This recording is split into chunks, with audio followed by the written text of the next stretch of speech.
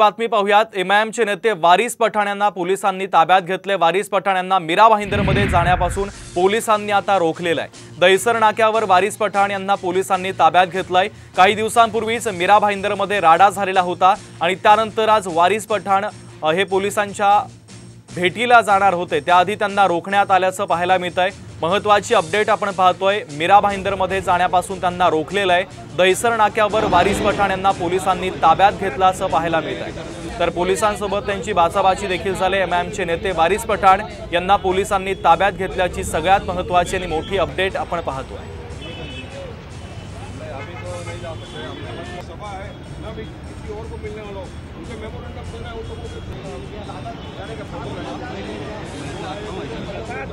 तर एमआयएमचे नेते वारिस पठाण पोलिसांच्या ताब्यात असल्याचं पाहायला मिळतंय। वारिस पठाण यांना मीरा भाईंदरमध्ये जाण्यापासून पोलिसांनी रोखलेलं आहे।